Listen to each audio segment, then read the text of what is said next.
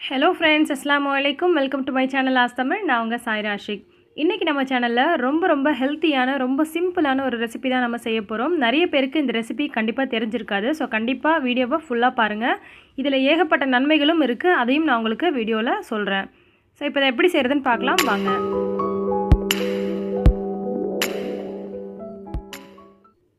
நான் வந்து வீட்ல இருந்து பறிச்சு நான் செய்றேன். சோ உங்களுக்கு அந்த வீடியோவும் காமிக்கிறேன். இது வந்து பசலைக்கீரைன்னு சொல்லுவாங்க, தரை பசலைன்னு சொல்லுவாங்க, சிலோன் கீரை அப்படின்னு பெரும்பாலான மக்கள் வந்து இதை சொல்லுவாங்க. நிறைய பேர் வீட்டில் இருக்குது. பட் இதை வந்து எப்படி சமைக்கிறதா அப்படின்னு கூட நிறைய பேருக்கு தெரியாது. இதை வந்து பார்த்திங்கன்னா இந்த மாதிரி உடச்சிட்டு வந்தாச்சு. இதை கழுவி ஒரு 2 முறை வந்து இந்த மாதிரி அலசி விட்டு எடுத்துடலாம். இலையை மட்டும் இந்த மாதிரி கிள்ளி வச்சுக்கோங்க. அதில் இருக்கக்கூடிய இந்த பூவு அந்த காம்பெல்லாம் நம்ம வந்து எடுத்துடலாம். இப்போ இந்த மாதிரி சின்ன பீசஸாக நான் வந்து கட் பண்ணி எடுத்திருக்கேன். இந்த மாதிரி கட் பண்ணி எடுத்தால் தான் நமக்கு சூப்பில் நம்ம சாப்பிடும்போது ரொம்ப சூப்பராக இருக்கும்.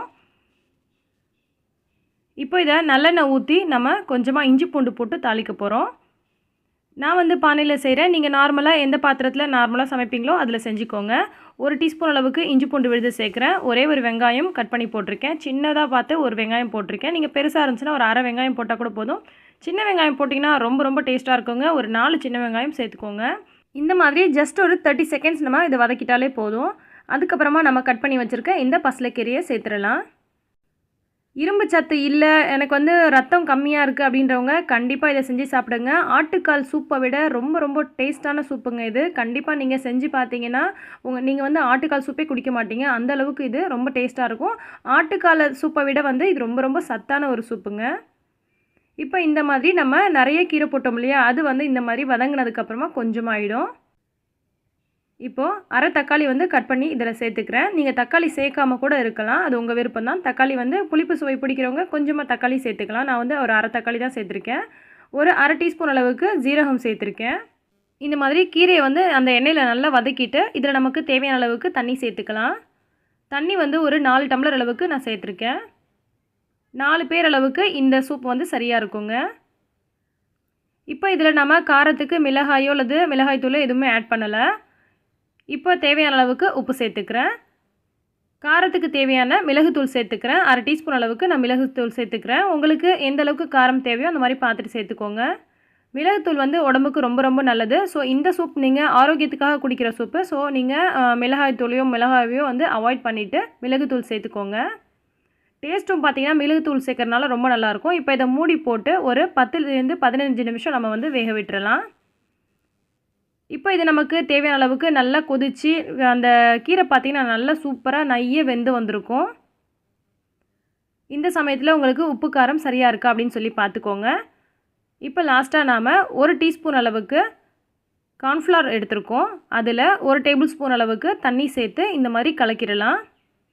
கார்ன்ஃப்ளவர் பவுடர் உங்கள்கிட்ட இல்லை அப்படின்னு சொன்னால் இதே மாதிரியே நீங்கள் அரிசி மாவு இருந்துச்சுன்னா கூட கரைச்சி விட்டு இந்த மாதிரி ஊற்றிக்கோங்க. இது வந்து அந்த திக்னஸ்க்காக தான். சூப் வந்து டேஸ்ட்டாகவும் இருக்கும், கொஞ்சம் நல்லா வந்து பார்க்குறதுக்கு திக்காகவும் இருக்கும். இந்த மாதிரி ஊற்றுனதுக்கப்புறமா ஒரு 4 கொதி மட்டும் விட்டு இதை நம்ம வந்து ஆஃப் பண்ணிடலாம். இப்போ நமக்கு சூப் வந்து செம்ம ரெடி ஆகிடுச்சுங்க. கண்டிப்பாக நீங்கள் இந்த சூப் வந்து இது வரைக்கும் கொடுத்ததில்லைன்னா கண்டிப்பாக ட்ரை பண்ணி பாருங்கள். ரொம்ப சூப்பராக இருக்கும். நிறைய பேருக்கு வந்து தெரியாதுங்க. இந்த கீரையே பார்த்தீங்கன்னா வேஸ்ட்டுன்னு நினச்சி தூக்கிலாம் போட்டுருவாங்க. தோட்டம்லாம் இருந்துச்சு அப்படின்னு சொன்னால் இது தன்னாலேயே வளர்ந்துருங்க. அந்தளவுக்கு ஒரு அற்புதமான ஒரு மருத்துவம் கொண்ட ஒரு கீரைங்க இது. கண்டிப்பாக நீங்கள் மிஸ் பண்ணாமல் செஞ்சு சாப்பிட்டு பாருங்கள். உங்களுக்கு உடம்புல எண்ணற்ற நன்மைகளை வந்து இது கொடுக்கக்கூடிய ஒரு தன்மை கொண்ட ஒரு கீரை இது. குறிப்பாக சொல்லப்போனால் நம்முடைய ரத்தத்தை சுத்திகரித்துக்கிறதுக்கு இது ரொம்பவே ஹெல்ப் பண்ணுது. அதே மாதிரி ஹீமோக்ளோபின் லெவல் வந்து ரொம்ப கம்மியாக இருக்கிறவங்க கண்டிப்பாக எடுத்துக்கோங்க. இது வந்து ரத்தம் ஊறுறதுக்கு ரொம்பவே ஹெல்ப் பண்ணுது. அதே மாதிரியே இதில் இரும்பு சத்து நல்லா நிறைஞ்சிருக்கிறனால உங்களுக்கு கை கால் வலி, இடுப்பு வலி, மூட்டு வலி இந்த மாதிரியான பிரச்சனைகள்லேருந்து உங்களுக்கு க்யூர் ஆகிடும்.